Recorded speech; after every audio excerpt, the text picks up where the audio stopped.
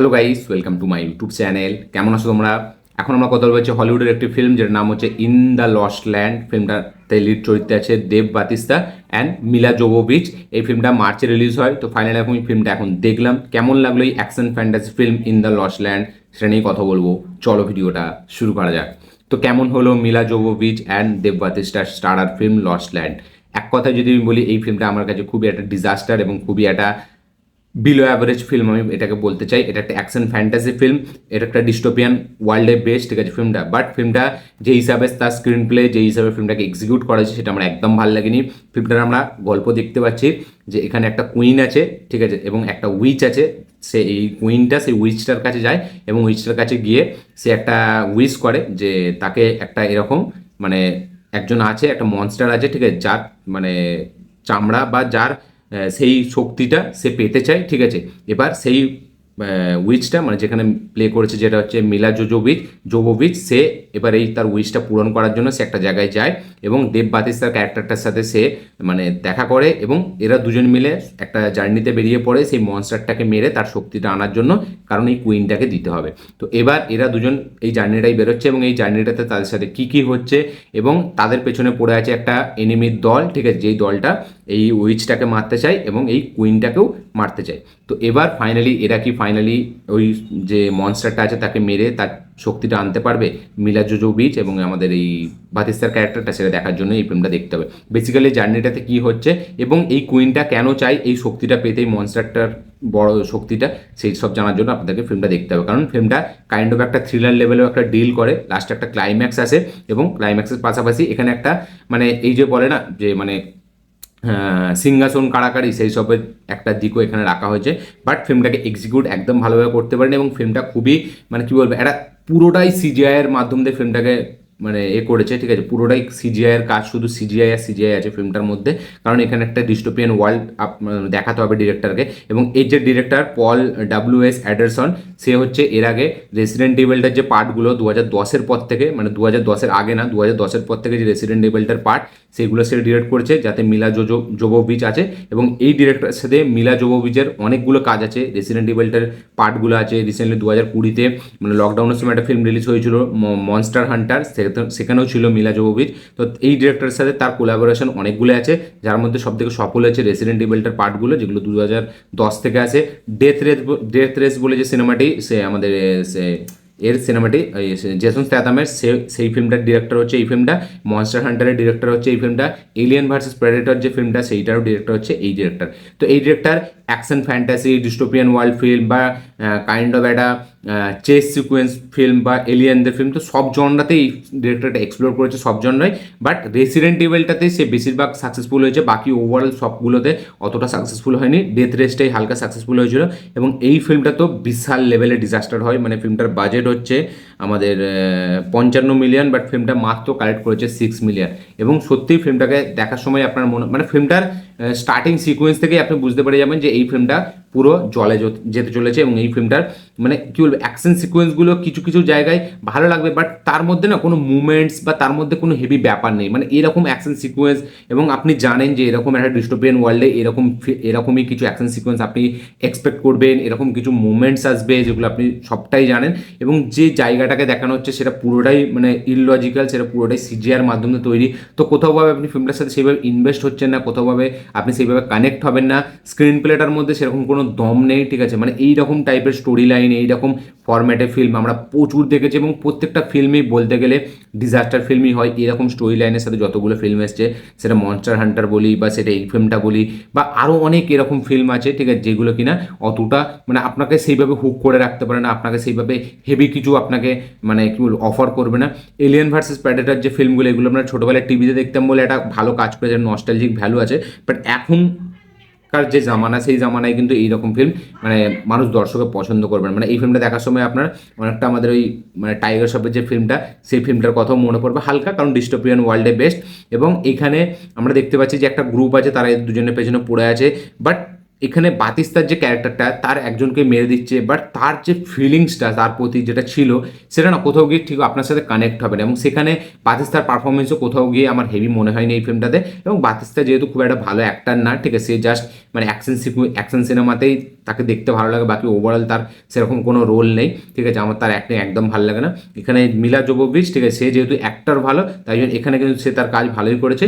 এবং ফিল্মটা যেভাবে শেষ হচ্ছে সেটা আপনার খুব একটা হেভি কিছু, আপনাকে নতুন কিছু দেখাচ্ছে না। এবং এই যে সিংহাসন কারাগারের যে ব্যাপারটা, এই সব জিনিসগুলো জাস্ট দেখিয়েছে সারফেস লেভেলে, কোনো তার ভেতরে কোনো ডিপলি কিছু হেভি কিছু জিনিস আপনাকে এখানে দেখাবে না। এবং এই যে বাতিস্তার ক্যারেক্টারটা, তার সাথে যে একটা জিনিস জুড়ে আছে, যে ক্লাইম্যাক্সে যেটা আসছে, সেটা আপনাকে একটু হয়তো যারা নর্মাল অডিয়েন্স তাদেরকে হয়তো একটু কিছু মানে হেভি কিছু অফার করবে। যেমন আমিও দেখেছি, আমারও ভালো লেগেছে যে ক্যারেক্টারটার মধ্যে এরকম একটা টুইস্ট আছে, বাট সেটা যেভাবে শেষ করে ফিল্মটা, ঠিক আছে, সেইটা আমার অতটা হেভি মনে হয়নি। এবং ফিল্মটা পুরো ওভারঅল যেভাবে এক্সিকিউট করেছে, যেভাবে স্ক্রিন প্লেটা চলতে থাকে, যেরকম রাইটিং করেছে, যেরকম ক্যারেক্টারগুলোকে লেখা হয়েছে, প্রত্যেকটা ক্যারেক্টারকে জাস্ট দেখিয়েছে, বাট তাদের মধ্যে কোনো সেরকম শেড নেই। এবং এখানে বাতিস্তার ক্যারেক্টার আর মিলা জোভোভিচ, তাদের মধ্যে যে কেমিস্ট্রিটা, সেটা হালকা একটু লেভেলে আপনাকে ভালো লাগলেও, বাট ক্লাইম্যাক্সে যেভাবে ফিল্মটা হঠাৎ করে ঘুরে যায়, সেটা আপনার মানে অতটা হেভি মনে হবে না। তো রাইটিং অনুযায়ী তো ফিল্মটা খারাপই, এক্সিকিউশন তো একদম ভালো হয়নি, ডিরেকশন তো খুবই খারাপ। এবং এই রকম ফিল্ম এখনকার, সত্যি বলছি, সময় আর এখন মানে ভাল লাগবে না আপনাকে, পুরোটাই সিজিআইয়ের মধ্যে হচ্ছে। এবং ফিল্মটা কোথাওভাবে অডিয়েন্সের সাথে সেভাবে কানেক্ট হবে না, মানে এখনকার অডিয়েন্স আর সেরকম নেই যারা এই জিনিসগুলোকে রিয়েল মনে করবে বা হেভি কিছু। এবং স্ক্রিন প্লের মধ্যে যদি আপনি কিছু মুভমেন্টস রাখেন, যে মুভমেন্টসগুলো আপনাকে দারুণভাবে মজা দেবে, সেখানে তাও বলা যায়। যেমন আমাদের এর একটা সিনেমা ছিল, ওই আমি টিভিতে খুব দেখতাম, নামটা ভুলে যাচ্ছি, যেটা একটা উলফকে নিয়ে বইটা, সিনেমাটা ভ্যান হেলসিং বলে নাম ছিল, যাতে আমাদের এই ছিল এক্সম্যানের উলভারিনের যে হিরো, আমি নামটা ভুলে যাচ্ছি, এই মুহূর্তে ভুলে যাচ্ছি, খুবই পপুলার একটা, ঠিক আছে, আপনারা সকলেই জানেন, ঠিক আছে। তো ওর একটা ফিল্ম ছিল ভ্যান হেলসিং বলে, সেই সিনেমাটা আপনি দেখবেন, সেই সিনেমার মধ্যে না সেই এরকমই একটা মানে কাইন্ড অফ একটা ফ্যান্টাসি ফিল্ম, ঠিক আছে, বাট তার মধ্যে যে সিকোয়েন্সগুলোকে যেভাবে ডিজাইন করা হয়েছিল, একটা ভ্যাম্পায়ারের সিকোয়েন্স, কিছু মেয়ে ছিল যারা ভ্যাম্পায়ার, ঠিক আছে, তো সেই প্রত্যেকটা সিনসকে যেভাবে ডিজাইন করা হয়েছিল না, সেগুলো যখন টিভিতে দেখতাম দারুণভাবে মজা দিত। ভ্যান হেলসিং সিনেমাটা কিন্তু রিপিট ভ্যালু বিশাল ছিল, টিভিতে টিআরপিও খুব ছিল, এবং দারুণভাবে মজা দিত ফিল্মটা। বাট এই এখনকার যে ফিল্মগুলো, এই মনস্টার হান্টার বা এই সব যে ফিল্মসগুলো, সেগুলো না কোনোভাবে স্ক্রিন প্লেটাকে সেইভাবে এঙ্গেজ করে রাখতে পারে না, কোনো সেরকম স্ক্রিন প্লের মধ্যে মুভমেন্টস থাকে না যেটা আপনি দারুণভাবে এনজয় করবেন, কোনো হেভি কিছু সিকোয়েন্স বা হেভি কিছু ক্রিয়েচার আপনাকে দেখানো হবে না যেটা আপনাকে দারুণভাবে মানে একটা আলাদা এক্সাইটমেন্ট আপনার মধ্যে তৈরি করবে। এবং এই রেসিডেন্ট ইভিলটার যে পার্টগুলো আমি যদি বলি এই ডিরেক্টরের, তার মধ্যে কিন্তু একটা মজা ছিল, কারণ জম্বি ফিল্মকেও একটা কাইন্ড অফ এরকম একটা স্টাইলাইজেশন অ্যাকশনের মাধ্যমে যেভাবে দেখিয়েছিল, সেটার মধ্যে মজা ছিল। মানে এই সেম ফরম্যাটেই পড়ছে হচ্ছে এই যে ফিল্মটা যেটা রিলিজ হয়েছে লস্ট ল্যান্ড, সেই সেম ফরম্যাটেই কিন্তু হালকা মনে হবে আপনার রেসিডেন্ট ইভিল ফিল্মগুলো, কারণ সেখানেও পুরোটাই সিজিআই, আমরা জানি যে একটা জম্বি বেস্ট সিনেমা, ঠিক আছে, বাট সেইখানের মধ্যে যে মজা, সেখানে যে অ্যাকশনের মধ্যে যে মজা ছিল, এখানে কিন্তু সেই অ্যাকশনের মধ্যে মজা নেই। এবং কিছু কিছু সিকোয়েন্স, এই ফিল্মটা ট্রেনের সিকোয়েন্স আছে যেটা আপনাকে পাঠান এই সিনেমার কথা মনে করে, আমার তো মনে পড়ছিল মাঝখানে, ঠিক আছে। এবং সব কিছু মিলিয়ে আমি বলবো এই ফিল্মটা আমার রিয়াকশন খুবই মানে খারাপ, খুব অনেস্টলি যদি কথা বলি, এই ফিল্মটা আমার একদম ভালো লাগেনি, ঠিক আছে। আমি ভাবছিলাম ফিল্মটা একটু কিছু এগোবে, বাট সেই লেভেলের আমাকে একদম মজা দিতে পারেনি। এবং খুবই একটা ওয়ান টাইম ওয়াচ ফিল্ম, খুবই অ্যাভারেজ একটা ফিল্ম, একবার দেখে ফেললে আপনি এই ফিল্মটাকে দ্বিতীয়বার ভুলেও চালাবেন না, মানে এরকম টাইপের একটা ফিল্ম, খুবই বিলো অ্যাভারেজ লেগেছে, একদম খারাপ এক্সিকিউশন, খারাপ ডিরেকশন, এবং পারফরমেন্সও মিলা জোভোভিচের পারফরমেন্স এখানে বেশ ভালো, বাট এখানে বাকি বাতিস্তার ক্যারেক্টার বা অন্যান্য যেসব ক্যারেক্টারগুলোকে দিচ্ছে তাদের অতটা কোনো হেভি কিছু নেই। এবং এই ফিল্মটা একটা টাইমের পর দেখলে আপনার কেজিএফ এর কথাও মনে পড়বে, লাস্টের সিকোয়েন্সটা, আবার আপনার এর কথাও মনে করবে, ওই যে ফিল্ম ছিল ম্যাড ম্যাক্স, ঠিক আছে, সেইটার কথাও মনে করবে।